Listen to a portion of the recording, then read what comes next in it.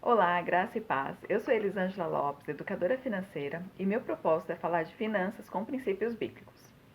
Provavelmente você conhece alguém que passou por algum tipo de problema financeiro, ou talvez seja a própria pessoa. E por que será que isso acontece? Talvez a primeira sugestão seja porque falta dinheiro. E por mais que isso possa ser uma verdade, há outros fatores que estão relacionados a essa situação. Eu vou compartilhar alguns motivos e conforme eu for falando, é interessante que você faça uma autoavaliação. O primeiro motivo é a falta de conhecimento. Em Oséias, no capítulo 4, versículo 6, diz que o povo estava sendo destruído justamente porque faltava conhecimento. A maioria das pessoas, elas não tiveram educação financeira e não imaginam a quantidade de versículos bíblicos que temos e fala sobre esse assunto. Por não saber como, por quê, quando e onde fazer, as pessoas acabam sofrendo as consequências. Portanto, faz parte da nossa responsabilidade buscar informações e entender a maneira como Deus quer que a gente gerencie aquilo que Ele tem nos dado. O segundo motivo é a ausência da aplicação prática. Em Tiago, no capítulo 4, versículo 25, diz que o homem bem-aventurado é aquele que pratica o que aprende, e descreve como negligente aquele que é apenas ouvinte. Tem pessoas que até têm o conhecimento, porém não colocam em prática. Às vezes, devido a não gostar de determinada atividade, acaba deixando de fazer. Mas a palavra de Deus, ela é direta. Nós devemos aplicar aquilo que temos aprendido. O terceiro motivo são os propósitos de Deus. Tem algumas passagens bíblicas que servem como exemplo, como o caso de José. Ele foi vendido pelos seus irmãos, foi escravo, ficou preso, mas tudo fazia parte dos planos de Deus.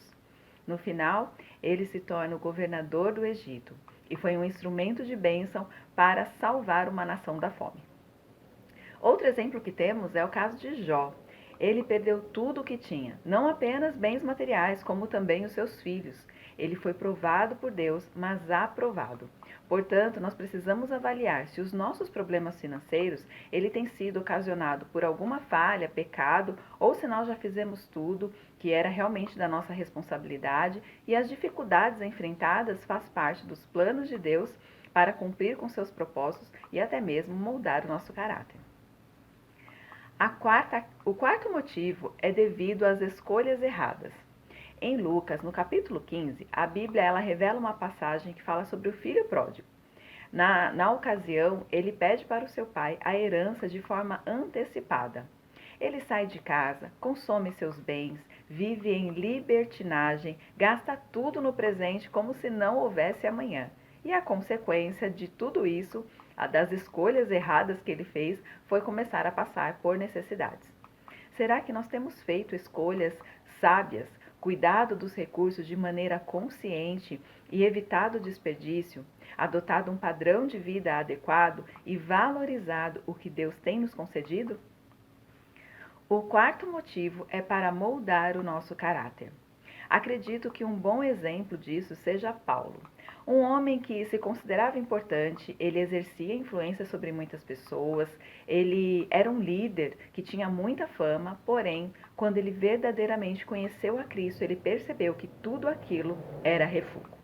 Em Romanos 8:28 diz que todas as coisas cooperam para o bem daqueles que amam a Deus e que são chamados pelo seu decreto.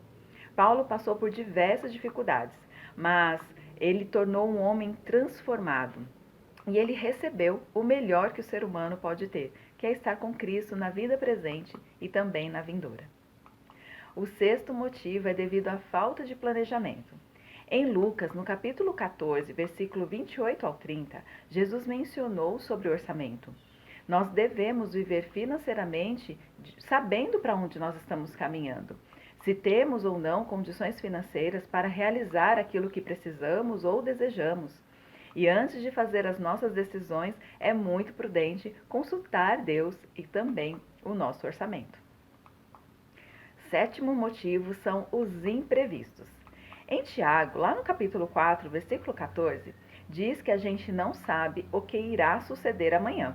Então é como se o imprevisto ele passasse a ser previsto, porque por mais que a gente não sabe de fato o que irá acontecer, nós temos o conhecimento de que eles existem. Podemos perder o emprego, ficar doentes, o carro pode quebrar. Portanto, se a gente se preparar de maneira antecipada, geralmente os impactos serão menores ou totalmente amenizados. O oitavo motivo é a ausência de proteção. A Bíblia ela traz diversas passagens que nos ensinam a ser prudentes, a não ficar por fiador, a zelar pelo nome, diversificar os investimentos, agir com sensatez e honrar com os compromissos.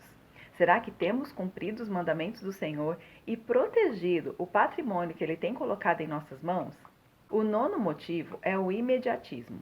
A atenção excessiva ao prazer que a aquisição no curto prazo gera pode causar desequilíbrio financeiro e problemas que às vezes só serão resolvidos no longo prazo.